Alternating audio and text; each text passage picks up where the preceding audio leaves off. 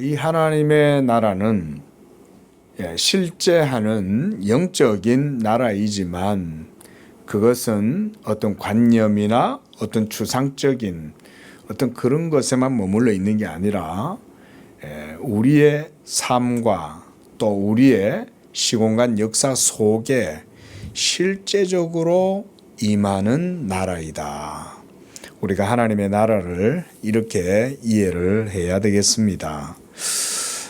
그 보이지 아니하는 하나님의 나라는 예수 그리스도의 인격을 통해서 이 땅 가운데 이루어지게 되고 또 그 하나님 나라에 참여하게 되는 것은 예수 그리스도를 믿음으로써 그 나라에 참여하게 되는 것이 우리가 신학적으로 그렇게 이해를 할 수가 있습니다. 그러니까 천국에 들어가는 것은 예수 믿음으로 들어가는 것이고 그 하나님의 나라는 예수 그리스도의 인격을 통해서 이 땅 가운데 이루어지는 것이고 예수 그리스도의 복음의 진리가 바로 그 하나님의 나라의 또 진리이고 하나님 나라의 또 문이고 또 우리가 이렇게도 이해를 할 수가 있겠습니다. 오늘 15절에 보면 예수님은 어린아이들을 통해서 하나님 나라를 설명을 해 주시는 겁니다. 먼저 이 사람들이 예수님 주변에 많이 모여 있고 예수님을 존경하고 따르고 하면서 또 어린아이들을 이렇게 데리고 와서는 참 예수님 같이 귀하신 분이 자기들의 자녀를 만져주면 부모된 입장에서는 굉장히 감사하죠. 우리가 하물며 이 세상에서도 어떤 존경스러운 인물이 여러분들의 자녀를 칭찬하거나 이렇게 쓰다듬어 준다든지 하면은 기분이 좋겠죠. 근데 지금 하물며 예수님이 얼마나 대단하신 분입니까? 그렇죠? 하나님의 나라를 가르쳐주고 복음을 가르쳐주고 하나님의 말씀을 그들에게 알려주면서 동시에 여러 가지 많은 기적도 베푸시고 능력도 베푸시고 고쳐주시고 치료하시고 한마디로 예수님 자신이 어떻게 보면 복덩어리 자체죠. 예수님 그 자신이. 그러니까 사람들은 예수님이 어쨌든지 간에 만져주시면 좋은 거죠. 예수님 자신이 사실은 우리가 보면 성경적으로 보면 복덩어리 자체죠. 예수님이. 근데 그 예수님이 만져주신다. 부모들 입장에서는 자기 자녀들이 그 예수님이 만져주시고 또 그냥 만져주시겠어요? 축복하고 쓰다듬어 주면서 예뻐해 주시면 부모들 입장에서는 기분이 좋죠. 그래서 아이들을 데리고 예수님한테 왔는데 근데 이 아이들은 또 어때요? 예수님이라고 예수님 앞에서도 점잖하게 아이들이 안녕하세요 예수님 이러고 서 있었겠어요? 막 천진무구하게 장난치고 웃고 떠들고 막 뛰어다니고 돌아다니고 예수님 옷도 잡아당기고 어떤 아이들은 또 예수님 등에 올라탔을 수도 있겠죠. 누구예요? 이러면서 그렇죠? 아이들은 그러잖아요. 응? 뭐 자기 엄마 아빠가 어떤 분한테 데리고 왔는데 아이들이 뭐 예수님 보고 뭐 예수님 앞에 숙연해지거나 경건해지거나 뭐 이랬겠습니까? 그러지 않겠죠. 막 깔깔깔거리고 떠들고 웃으면서 예수님한테도 기어 올라가고 예수님 등에도 매달렸을 수도 있을 거예요. 너무 좋은 분이니까. 아이들이라고 뭐 좋은 분 나쁜 분 모르겠어요. 그래도 아이들이 최소한 좋은 분인 건 알아보잖아요. 그러니까 그걸 보고 제자들이 꾸짖었다 그랬습니다. 이게 어른이죠. 저리 가 이랬겠죠. 제자들이. 왜냐하면 막 예수님 성가시게 하고 시끄럽게 굴고 떠들고 다들 조용히 하나님 말씀 듣고 체면도 있고 격식도 있고 이렇게 뭔가 분위기가 아주 뭐 말 그대로 뭐랄까 진중하다 그럴까요? 좀 그런 분위기였을 텐데 아이들이 떠드니까 좀 방해된다. 또 어떻게 이렇게 좀 제자들 입장에서는 생각을 했을 수도 있을 거예요. 근데 예수님이 그 어린아이들을 부르시는 거예요. 야, 너 이리 와 봐봐. 이러면서 이제 하시는 거죠. 야, 너 이름 뭐냐? 이러면서 예수님이 이렇게 부르시는 거죠. 그래서 가까이 하시고 그랬습니다. 아이들을 불러 가까이 하시고. 참 아이들이 얼마나 예쁩니까? 더군다나 우리 주님의 자애로운 눈빛으로 아이들을 바라보면 그 아이들이 얼마나 예쁘겠어요. 그래서 그 아이들을 다 불러서 가까이 하시고 그러면서 이제 이 어른들한테 하나님의 나라를 이 아이들을 빗대어서 이제 설명을 하시는 거예요. 그래서 어린아이들이 내게 오는 것을 용납하고 금하지 마라. 왜냐? 하나님의 나라는 바로 이런 자들이 소유하고 누리는 것이기 때문에 그렇다. 이걸 조금 다르게 좀 더 표현해 보면 하나님 나라를 누릴 수 있는 사람은 이런 어린 아이들과 같은 이런 마음을 가진 사람들, 그런 사람들이 하나님 나라를 누릴 수 있다. 저는 이렇게 이 본문의 내용을 이해를 합니다. 어떤 분은 또 이 말씀을 또 직역처럼 그대로 또 직역처럼 해가 문자적으로 해석을 해가지고 어린 아이 같이 해야 된다. 너무 또 그렇게 해석을 할 건 아니라고 생각을 합니다. 그러니까 마음이 어린아이와 같으면 하나님의 나라에 합당하다. 이런 말씀으로 보시면 되겠어요. 그러면 그러니까 어른들과 아이들의 차이점, 우리가 언뜻 생각해봐도 누구나 쉽게 알 수 있죠, 그렇죠? 벌써 아이들은 어떻게 보면 격식이 없잖아요. 체면치레 안 알고요. 아이들은 물질의 가치 모르죠, 그렇죠? 아이들한테 요즘 애들은 안 그런 것 같은데 예수님 당시 때 아이들은 더 순진했겠죠.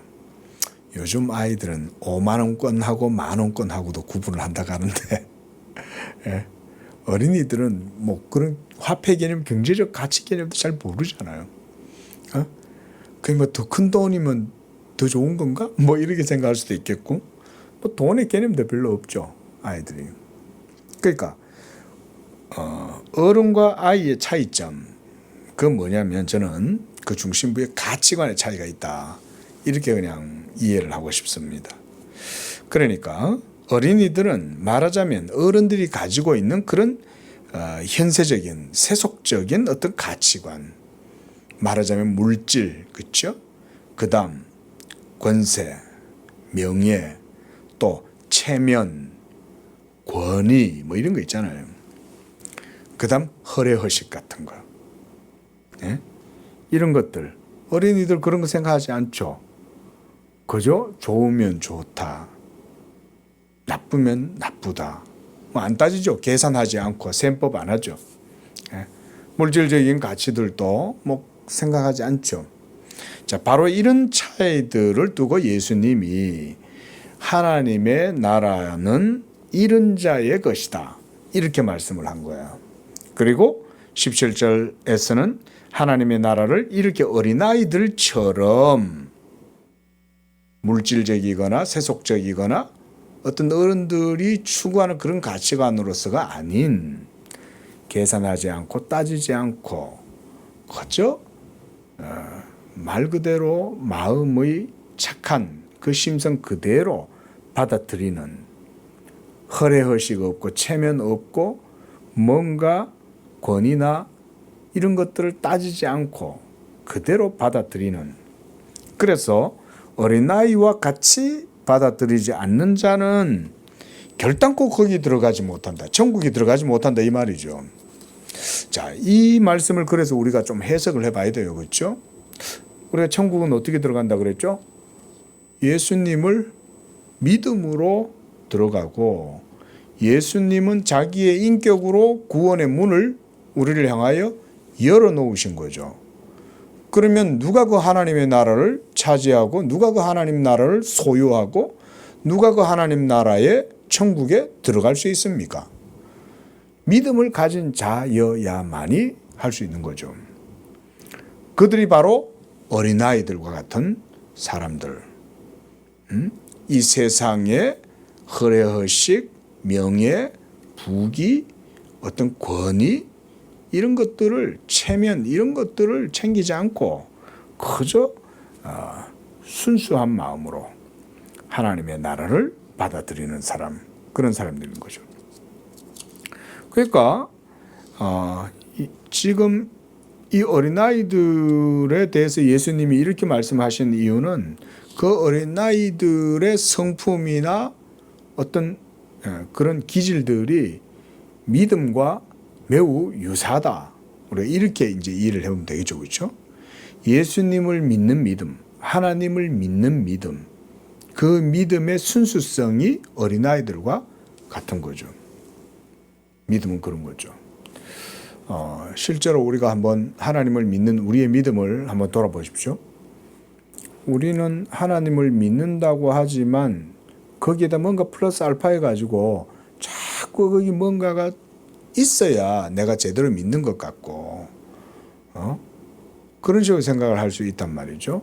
근데 사실 우리가 하나님을 믿는다는 건 정말 어린아이와 같은 그런 믿음이 필요하잖아요. 예수님을 믿는다는 것은 그런 마음이 필요하거든요. 근데 뭘 자꾸 따지고 거기다 뭘 자꾸 추가하고 부가적으로 뭘 집어넣어야 되고 뭐 이것저것 허례허식도 있어야 되고 체면도 있어야 되고 의식도 있어야 되고 뭐 이런 식으로 하나님 나라를 받들지는 못하죠. 그때 어떤 관리, 이게 이제 다른 복음서에서는 어떤 부자 청년이다 이렇게 나오는데 여기서는 이제 관리다 그랬습니다. 그리고 보면 그 부자 청년 이 사람은 매우 어떻게 보면 전도 유망한 이 유대 사회에서도 상당히 좀 이렇게 어떻게 보면 좀 부잣집, 네? 뭐 귀족 뭐 이럴 수도 있고요. 요새 말로 그냥 뭐 금수저 뭐 이런 스타일이었을 수도 있겠죠. 근데 이 사람이 이제 예수님 옆에서 이야기를 듣고 있다가 예수님이 결단코 천국에 들어가지 못한다. 어린아이와 같이 되지 않으면 안 된다. 이 얘기를 하니까 이 사람이 언뜻 이제 그 생각이 드는 거예요. 그래? 이 사람 지금 예수님을 따라다니잖아요. 그렇죠? 이 사람은 예수님을 왜 따라다녔을까요? 영적인 것에 그래도 관심이 있기 때문에 예수님 따라다니죠. 그죠? 지금 예수님 주변에 많은 사람들이 지금 둘러싸여 있고, 거의 뭐 제가 볼 땐 예수님을 중심으로 해서 원으로 치자면 진짜 한 100m 이 정도까지 사람들이 예수님을 따라다녔다고 해도 되지 않을까요? 그래 예수님 무슨 말씀하시면 전부 다 쫙 예수님 말씀 듣는 거죠. 그 주변에 바리새인도 있었고요, 그렇죠?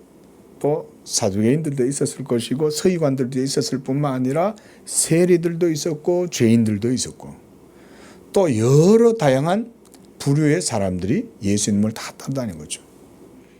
아니면 기적이 일어나고 병자가 치유되고 귀신이 쫓겨나가고 오병이어의 기적이 나타나고 그런 일들이 있는데 자기네들이 안 따라다니고 배겨요. 그죠? 거기 뭐 지위 고하 뭐 무슨 부류 이런 거 따질 일이 뭐 있어요. 기적이 일어나는데 기적이 일어나면 무조건 놀라죠. 무슨 바리새인이든 뭐 정통파든 뭐 우파든 좌파든 무슨 뭐 따질 거 없죠. 놀라운 능력이 나타나면 다 따라다니는 거지 뭐. 그 이 부자 청년도 그래서 예수님을 따라다녔다고 생각이 됩니다. 근데 예수님이 천국에 대해서 얘기를 하는데 어린아이와 같이 되지 않고서는 천국에 못 들어간다고 그러니까 이 사람이 이제 자기 관심 주제가 이제 딱 예수님한테서 들린 거예요. 그래서 이 사람이 예수님한테 질문을 한 겁니다. 선한 선생님이여 내가 무엇을 하여야 영생을 얻으리이까? 자, 여기서 이 사람이 예수님 뭐라고 불렀어요? 선한 선생님이죠. 그죠? 그러니까 이 부자 청년은 예수님, 나사렛 예수님에 대해서 굉장히 우호적으로 보고 있는 거예요. 선한 선생님이라고 그랬으니까. 근데 예수님은 어떤 분입니까? 선한 선생님 이상이죠. 예수님 자신이 사실은 선 그 자체죠. 근데 왜 이 사람은 예수님을 선한 선생님이라고 그랬을까요? 여기에는 이 사람이 예수님을 이렇게 부르는 데는 일종의 이 사람만의 선입관이라는 게 있어요. 이 사람의 선입관은 뭘까요? 선한 사람은 그 선으로 천국에 갈 뿐 아니라 영생을 얻게 된다라는 생각을 이 사람은 가지고 있는 거예요. 그래서 이 사람은 예수님도 선을 행하는 선한 분이기 때문에 저 예수님이야말로 영생을 얻을 거다. 그리고 본인도 그 예수님과 같이 선을 행해서 뭔가 의를 얻고 하나님의 나라 천국에 들어가게 되고 이런 생각을 이 사람은 한 것 같아요. 그래서 이 사람의 질문이 내가 무엇을 하여야 영생을 얻으리까? 다른 복음서에서도 우리가 이런 질문을 동일하게 봅니다. 그렇죠? 그러니까 이 사람은 기본적으로 영생 얻는 것은 행위로 된다 이렇게 생각하고 있는 거예요. 내가 무엇을 행하여야 영생을 얻습니까? 이 사람의 이 한마디 질문 속에는 이 사람의 신학이 들어있는 거죠. 영생 얻는 것은 선을 행해야 한다는 거죠. 그래서 예수님도 선한 선생님 이렇게 이제 묻는 거예요. 그러니까 예수님을 믿음의 대상으로 보기보다는 그저 선한 선생님 정도 이렇게 자기 기준에서 예수님을 그 정도에서 보고 있는 거죠. 그래서 예수님이 19절에 이 사람의 이런 선입관 이것을 예수님이 이렇게 지적을 하시는 거예요. 네가 어찌하여 나를 선하다 하느냐. 그 말은 너의 선입관이 틀렸다. 그 얘기를 하시는 거예요. 예수님은 선하신 분이죠. 예수님 그분 자체가 선인데 뭐 안 그래요? 예수님 자신은 하나님의 말씀이잖아요. 말씀이시니 그 자체가 선이고 그 자체가 선의 본질이신데 왜 예수님이 이렇게 얘기하겠어요? 이것은 예수님 자신이 선하지 않다고 얘기하는 게 아니에요. 그게 아니라 이 사람이 예수님을 보는 그 정도의 편견과 선입관을 예수님이 지금 지적해주고 계시는 거예요. 그래서 하나님 한 분 외에는 선한 이가 없다. 이때 하나님 한 분이란 말 그대로 한 분 하나님, 유일하신 하나님을 말해요. 하나님은 선하신 분이잖아요. 그래서 예수님도 지금 이렇게 말씀을 하고 있습니다. 근데 그 선하신 하나님이 중요한 건 율법을 주신 거죠. 그리고 그 율법의 계명을 따라서 너희가 행하라. 그리하면 살리라. 이렇게 말씀했잖아요. 이게 기본적인 율법의 프레임이고 공식이죠. 그러니까 이 부자 청년 이 사람도 기본적으로 그런 식으로 유대인들의 신앙관을 가지고 있는 거죠. 결국은 행위가 있어야 되고 그 행위가 의롭고 착해야 되고 그래서 율법을 지켜야 영생을 얻는다라고 이렇게 생각을 한 거죠. 근데 예수님은 어린아이와 같이 이 하나님의 나라를 받들지 않으면 천국에 거기에 못 들어간다고 하니까 이 사람은 이제 질문이 생긴 거죠. 그래서 이 사람의 마음을 예수님은 다 아시겠죠. 그래서 예수님은 이 사람에게 이제 진리를 가르쳐 주시려고 그러는 거예요. 그래서 20절에 그래 네가 계명을 알지 않냐 이러면서 이제 5계명부터 네 부모를 공경하라 에서부터 이제 계속 간음하지 말라, 살인하지 말라, 도둑질하지 말라, 거짓 증거하지 말라, 네 부모를 공경하라. 이 정도 되는 사람 같으면 이 계명들 지킬까요? 안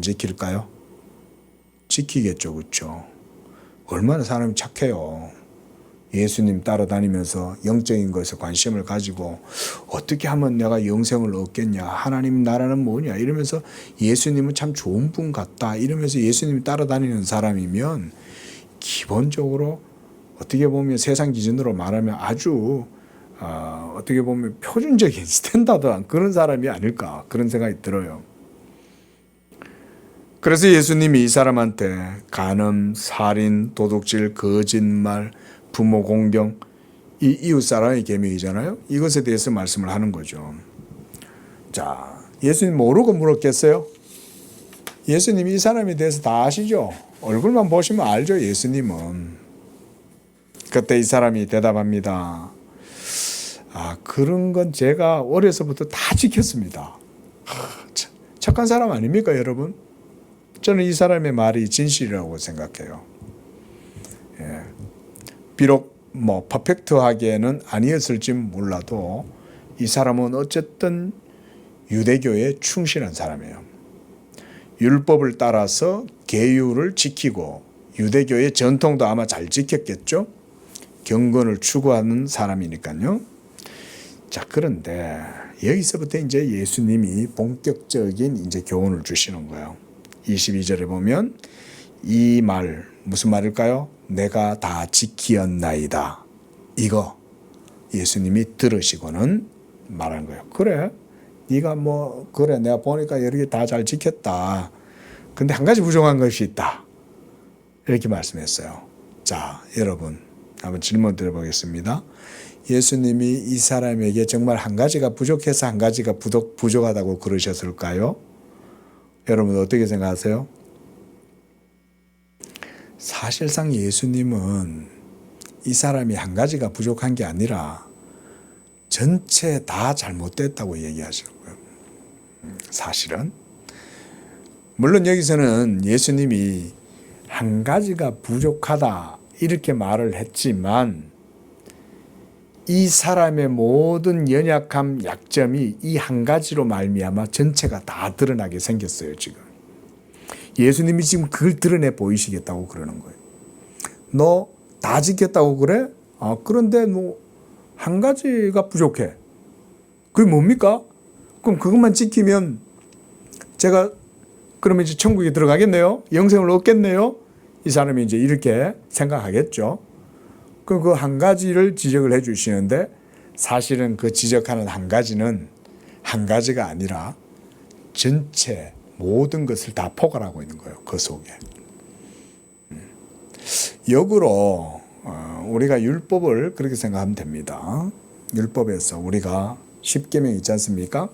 그럼 10가지 계명이니까 내가 그거 다 지켰습니다. 라고 이렇게 얘기하는 사람이 있다면 지금 이 부자 청년처럼 그렇게 얘기한다면 예수님이 그 중에 한 가지라도 딱 얘기했을 때 그거를 못 지키면 전체를 못 지킨 거죠. 이게 율법 정신 아닙니까? 그렇죠? 예? 모든 율법을 다 지키다가 그 가운데 하나를 지키지 못하면 그는 전체 율법을 지키지 못한 것과 같다. 사도 바울이 이렇게 말을 하죠. 말하자면 지금 예수님이 이 사람에게 하나님 나라에 들어가는 그 진리에 대해서 이 사람이 지금 뭘 잘못하고 있는지에 대해서 예수님이 보여주는 거죠. 그래서 그 한 가지 부족한 것 그게 뭐냐면 너에게 있는 모든 재산을 다 팔아서 가난한 자들에게 나누어 주어라. 그걸 다 나누어 주면 네가 천국에 들어가고 영생을 얻게 되리라 이 얘기 아닙니까? 자, 이 사람의 원래 질문은 뭐였어요? 내가 어떻게 하여야 영생을 얻으리까? 이게 이 사람의 고민이고 질문이었잖아요. 그래서 예수님이 지금 뭐라 그래요? 너한테 한 가지 부족한 게 있는데 그럼 그것만 하면 돼. 그게 뭐냐? 네 모든 재산을 다 털어서 가난한 자들에게 자선을 베풀고 그들에게 다 선행을 행해. 자, 예수님이 이 사람 그렇게 할 것이라고 생각하시고 이게 질문했을까요?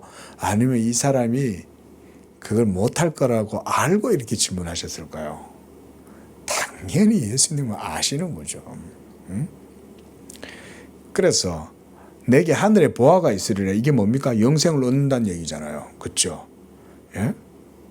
네게 하늘에서 보화가 있으리라. 이게 이 사람이 지금 추구하는 바 영생 아닙니까?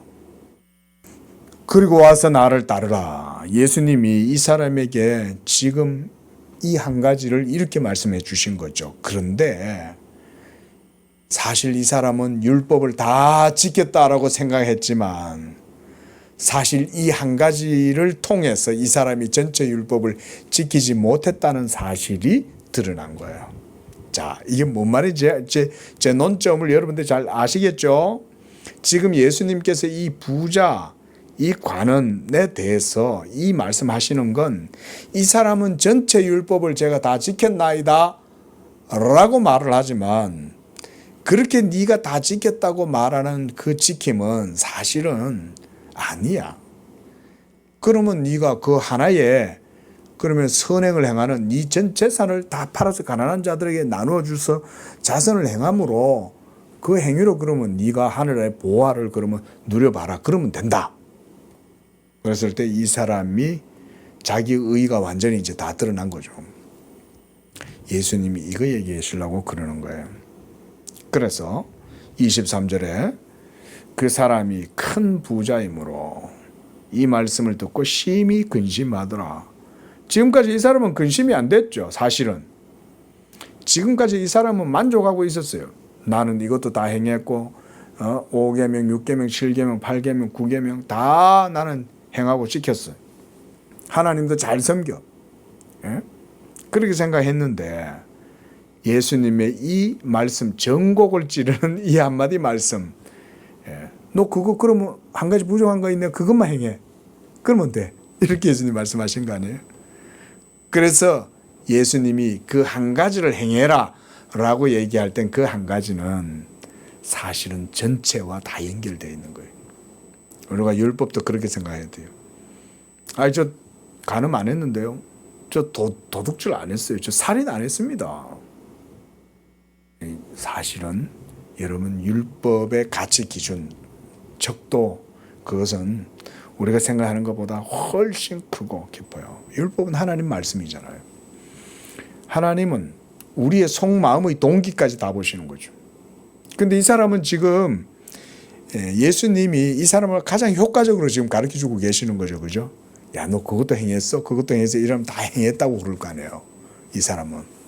근데 이 사람한테 지금 그러면 네가 가진 모든 걸 다 팔아서 가난한 자들에게 나누어 주고 그러고 와서 날 따르면 돼. 그러면 네가 영생을 얻게 돼. 그 얘기죠. 저는 여기서 특히 그리고 와서 나를 따르라. 저는 이것이 예수님이 이 사람에게 제시한 복음이라고 생각해요. 먼저는 네게 보화가 있으리라. 모든 선행을 다 해라 말은 율법을 지키는 걸 의미하죠. 그런데 율법을 지키는 것만으로는 영생을 얻을 수가 없어요. 예수님을 따라야 돼요. 그렇죠? 이어서 이 나를 따르라는 말은 더 이상 물질을 따르지 않고 이 세상 따라가지 아니하고 복음을 따라 살아라. 이런 말씀 아닙니까? 나를 따르라 이 말은. 근데 이 사람은 지금 이 두 가지 다 못하는 거죠. 그래서 그 사람이 큰 부자이므로 이 말씀을 듣고 근심하여 갔어요. 영생 얻기를 포기한 거죠. 예수님은 영생을 얻기 위한 방법을 가르쳐 줬는데 이 사람은 그걸 듣고도 지금 이 물질 하나 때문에 모든 게 다 가로막혀 가지고 마음이 시험이 들어 가지고 지금 예수님을 떠나고 있는 거죠. 더 이상 예수님을 따라다닐 수가 없는 거죠. 이런 게 참 우리가 그래서 행위를 늘 하나님 앞에서 조심해야 돼요. 그 어떤 것도 믿음과 어떤 비슷한 어떤 가치 기준을 가질 수는 없어요. 자, 바로 이 사람을 통해서 예수님은 이 하나님 나라의 진리에 대해서 지금 보여주시는 겁니다. 그래서 24절에 보면 예수님이 뒤돌아서 가는 그 사람을 보고 이런 교훈도 말씀하셨어요. 재물이 있는 자는 하나님 나라에 들어가기가 너무나 어려워서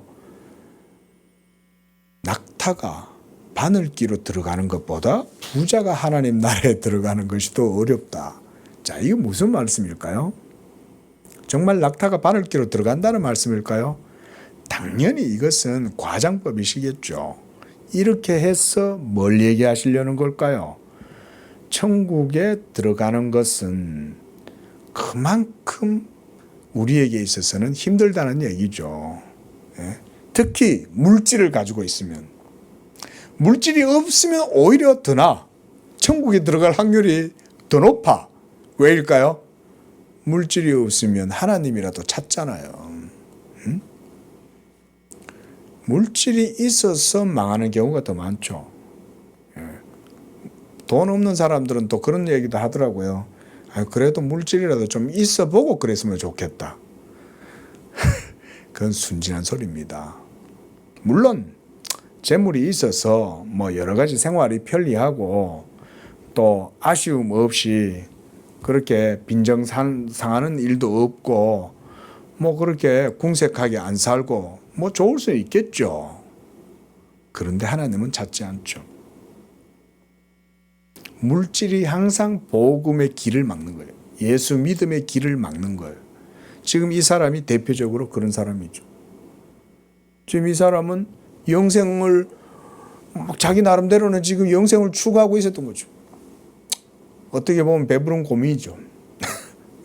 가난한 사람들은 지금 뭐 영생 찾겠어요? 지금 예수님 주변에 몰려드는 사람들 예수님이 떡 주기를 바라고 있고 병 고쳐주기를 바라고 있지만 이 사람은 지금 생활이 다 부유한 거예요. 모든 것에 다 부유한 거예요. 부자니까. 남부러울 게 뭐 있어요. 그러니까 영적인 것과 영생에 대한 이런 지식도 어떻게 보면 이 사람이 지금 남들과는 다르게 배부른 고민이나 하고 있는 거죠. 근데 여러분 진리라는 게 우리가 항상 자주 그런 말씀 드리지만 진리가 만만치 않은 거죠.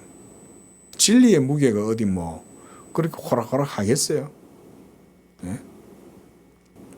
돈 좀 있고 경건생활 좀 하는 척하고 뭐 계명 이렇게 외적으로 좀 지킨다 그 정도 가지고 우리가 그걸 진리라고 할 수 있겠습니까?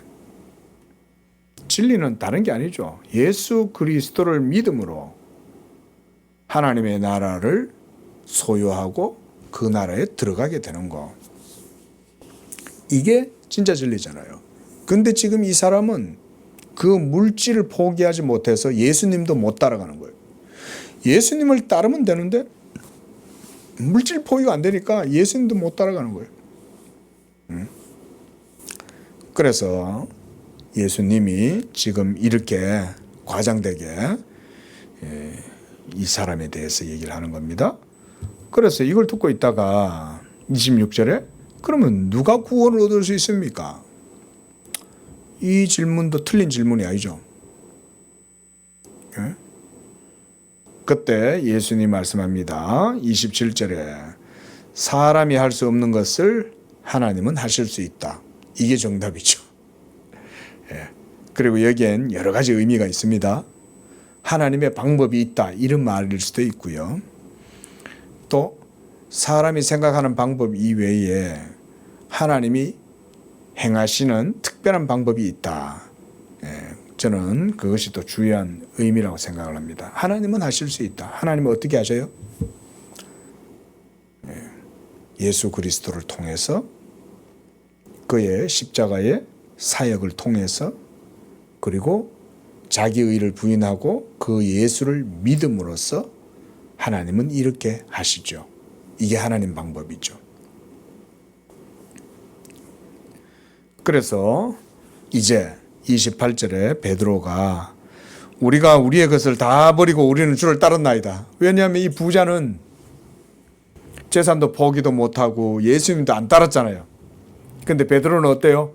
그물도 다 내팽개치고 자기 아버지 모든 다 내팽개치고 지금 예수님만 지금 따라다니고 있죠. 그래서 지금 이렇게 얘기하는 거예요. 이 부자 청년은 그렇게 하지 못했죠.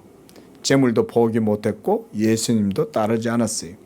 그러나 베드로는 우리가 우리의 것을 다 버리고 주를 따랐습니다. 이렇게 말씀하는 거죠. 베드로가 저는 베드로가 그렇게 못 살았다 이렇게 생각하진 않아요. 베드로는 그래도 그냥 아마 한 오늘날로 하자면 한 중상층 정도는 됐을 거라고 생각이 됩니다. 그냥 그 정도의 삶을 그냥 살았던 거예요. 근데 그거를 버렸다고 해서 그것 때문에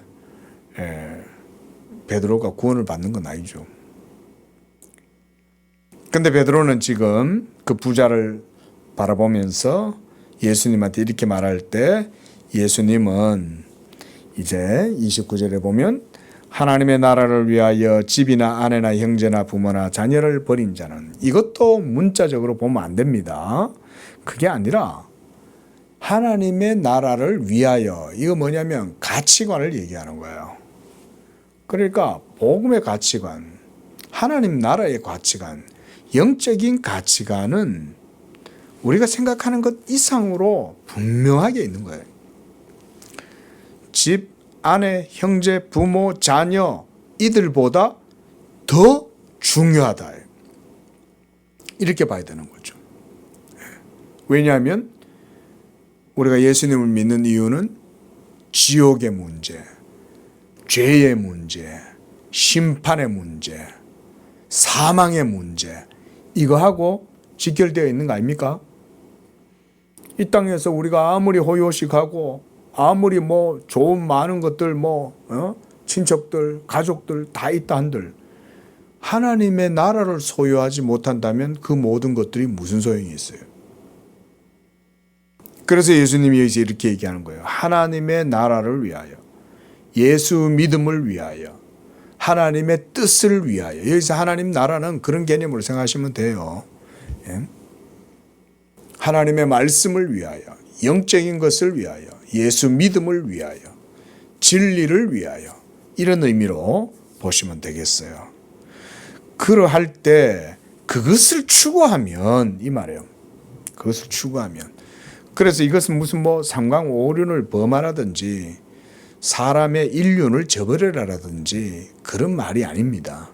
그게 아니라 뭐가 진정 중요한 가치냐, 뭐가 진정한 본질이냐, 이거를 예수님 말씀하는데 그게 바로 하나님의 나라다, 그런 얘기를 하는 겁니다. 그리고 이 하나님의 나라를 추구하면서 살아가면, 그걸 우선적 가치로 세우고 살아가면 30절 보세요. 예수님의 말씀을, 그래서 우리가 문자적으로 보면 안 된다 그랬죠. 맥락을 따라 봐야 된다 그랬어요. 그래서 한 절만 보면 안 됩니다. 바로 다음 절에 벌써 예수님 뭐라고 말씀하셨어요? 현세에, 이렇게 말하잖아요. 그러니까 이 생에, 이 생을 살아갈 때 이 가족들, 집, 아내, 형제, 부모, 자녀, 이 생에 관련 없습니까? 다 관련이 있죠. 그러니까 지금 예수님 말씀의 뜻은 뭐냐면 뭘 우선적 가치로 삼아야 되느냐, 이게 이제 예수님이 말씀하시는 거예요. 믿음을 우선적으로 생각하고 하나님의 나라와 하나님의 뜻, 하나님의 계명을 우선적으로 생각하고 그렇게 추구하면, 그 말이에요. 그렇게 추구하면 현세, 이 땅에서 우리가 살아가는 모든 생에서 여러 배를 받는다. 복 받는단 말이죠. 말 그대로. 사랑하는 자여, 네 영혼이 잘됨 같이 네가 범사에 잘되고. 성경은 이 땅에서의 복도 얘기합니다. 근데 그런 복은 하나님 나라의 복인 거예요. 그것은 예수 그리스도를 통해서 우리에게 주어지고 하나님의 나라를 우리가 그 속에서 소유하고 살아가는 거예요. 그러니까 우리 성도들이 이 믿음과 말씀, 이것을 추구하고 나아가면 현세에 여러 배를 받고 내세에 뭘 못 받아요? 영생을 받지 못할 자가 없다. 결국 지금 예수님이 이 어린아이들부터 시작해서 계속해서 이 하나님 나라에 대한 논제를 지금 말씀을 하시는 거죠. 그죠? 이게 지금 주제인 거예요. 예수님의 주제. 그 영생을 받지 못할 자가 없다. 근데 이 부자는 그 자기 재물 때문에 그 선을 못 넘어간 거죠. 그러나 하나님의 나라를 추구한다면 이 부자는 그 모든 물질도 하나님 앞에서 기탄 없이 순종하고 할 수 있겠죠. 이 사람은 영생을 얻기를 원했지만 사실상은 자기는 모든 계명을 지키고 있다고 생각하면서 어떻게 보면 자기 위선에 빠져 있는 거예요. 이 사람은. 하지만 천국에 들어가는 것은 예수 그리스도를 믿는 것, 그것 이외에는 다른 방법이 없다는 걸 예수님이 이렇게 말씀을 해 주시는 겁니다. 그래서 내세의 영생을 받지 못할 자가 없다. 거기엔 부자도 있고요. 그래서 여러분 말씀을 정리하면서 여러분 이 말씀 통해서 오해를 하면 안 되는 게 뭐냐면 부자는 천국에 못 간다고 예수님 말씀하시는 거 아닙니다. 부자도 천국에 갑니다. 예? 가난한 사람만 천국에 간다 이런 말씀을 하는 게 아니에요. 그 얘기가 아니라 천국에 가는 건 말씀드렸던 하나님 나라를 받아들이고 받들어야 되는데 하나님 나라를 받드는 건 뭐냐? 예수 믿는 거다 이 말인 거예요. 하나님의 보내신 자 예수 그리스도를 믿고 그의 말씀을 따라서 살아가는 것, 이게 바로 하나님 나라인 거예요. 이렇게. 그래서 이렇게 현세에서도 여러 배로 복을 받는다. 이 땅에서 누리는 복을 성경이 부정하는 게 아니에요. 그러나 더 본질적이고 중요한 건 뭐다? 우선적 가치. 집도 있고 부모도 있고 자녀도 있고 아내도 있고 친족들도 있고 그런 것들보다 더 하나님 나라를 귀하게 여기라는 말인 거죠. 예? 하나님이 여러분 인륜을 저버리라 그러시겠어요, 그죠? 그런 의도로 얘기하는 게 아니에요. 지금 하나님 나라를 얘기해 주시려고 그러는 거예요. 그게 더 중요하다. 예수 믿는 믿음이 더 중요하다. 응? 그게 예수님이 이런 교훈들을 통해서 보여주시는 말씀입니다. 기도하겠습니다.